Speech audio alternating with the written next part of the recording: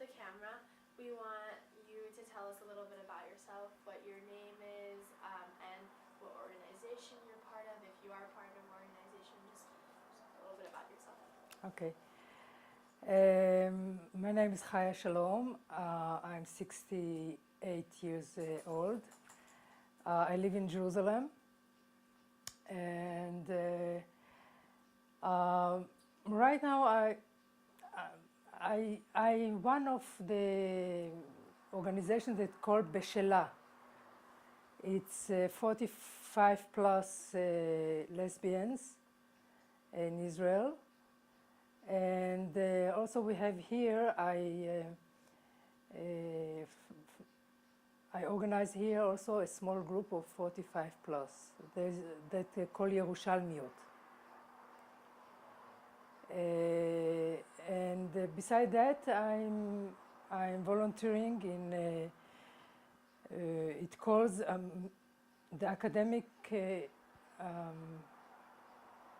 economic academic center or something like that, college, something like that. That means that we want to we do some courses and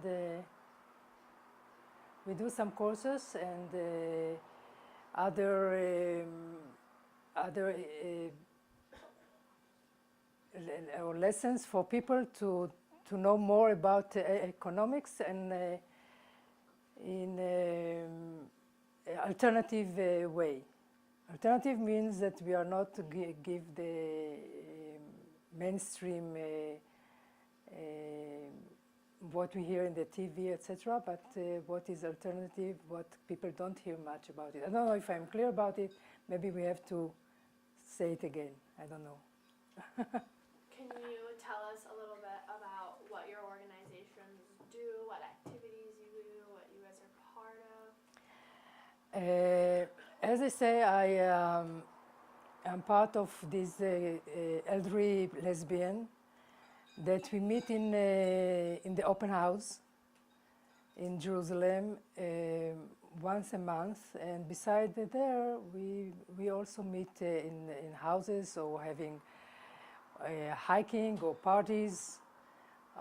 This is just to have fun. We have 45 plus lesbians. This is what I do within the gay community. As I say, also I'm part of a national 45 plus lesbians that also do the same stuff. Like next week we're going to have conference for weekend, and we do parties and hiking, stuff like that. Outside of the gay community, I'm volunteering of doing some courses in the Cinematheque to bring more knowledge, information, and tools of thinking around the issues of social issues and economic issues. So it's different. It's not what you learn only in the university, but outside of the university. It's more alternative kind of knowledge. That it's yeah. Sorry, one sec. Do you mind if I take down your wind chimes for a quick sec? Just these ones right here. What to do? Do you mind if I just take these down with the wind chimes? If you can, yeah, you can. Okay, thank you. Or we can close the door. The window's open too. It makes some shade or what? Yeah, the sound. Or maybe we are to the sound. Okay. Okay. So I'm going to first ask you some very general questions about the LGBT community in Israel, and then we'll go more in depth. Okay. Okay. So,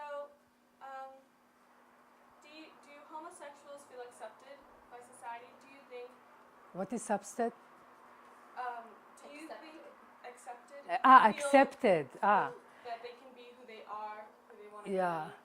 be? I can say that there is a lot of progress in the last 15 years or something like that around this issue.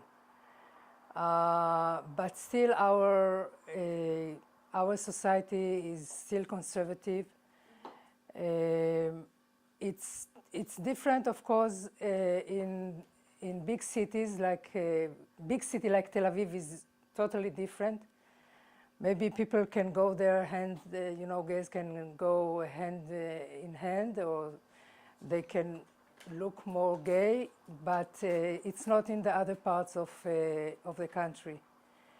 In Jerusalem, you can have a lot of problems, especially those who are transgenders, I think, or those that you can see that they are gays, right? So I think it's not acceptable yet, but on the other hand, it's a lot more progressive. What is good, I can say that the communication, radio, TV, are quite accepting us, and they look at us in quite positive way. This I can say. So, and this of course can be impact on the society, but still, it's not enough. I know gay people can be beaten, can be violent, violent. Do you think is it common for gay people to be hurt in public because of who they are? As I said, it's different in big city like Tel Aviv, but in Tel Aviv it's still in other part. But it's not like it used to be. It's less. It's less, but not. But still, you cannot be safe. I don't think you can be safe if you look like a gay or like a lesbian. But what I want to say that we still have a lot, quite a way to do to be really fully accepted. It's also because because in Israel more and more the society be controlled by ultra orthodox, really controlled by ultra orthodox people. So they have impact in the society and how they see gays. Do you think it's mostly religious groups that, or do you think it's maybe the government, the Knesset, or is it mostly the religious groups that are hurting the? You can hear it a lot, of course, from the parties, and when you have members on the Knesset from the Orthodox religious communities, and when you hear the members of the Knesset who come from the religious party, that they say that they should put us in a camp or something like this, and this wasn't a long time ago. So this is in one hand. On the other hand, there are others who are in favor in the Knesset. And besides, I can say that the society here is still very conservative. So it's not only the parties, although it has impact, but it's because the society here is very conservative, is militarist, and militarism and gay doesn't go together, because militarism means that you have to be man, you have to, manhood and chauvinist and all this. So it's not only the religious parties, although they leading against us. I was wondering, is there a lot of gay politicians, people that work in the government, in the Knesset? Are there people that are actually gay in the Knesset, or is that not common? I'm not sure if I understood you, but I will say that we know of one out gay in the Knesset, who is a member of the Knesset.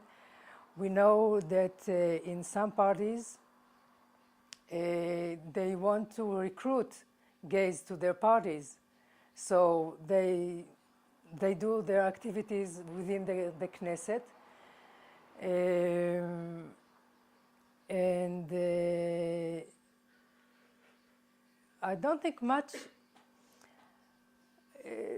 If you ask me if there are, what I want to say is that within the parties, there are, and the parties who, of course, are not religious parties, like Yesh Atid, like Labor, like even the Likud, when the time for elections comes, so the more come to the gay community, to to recruit them to the parties.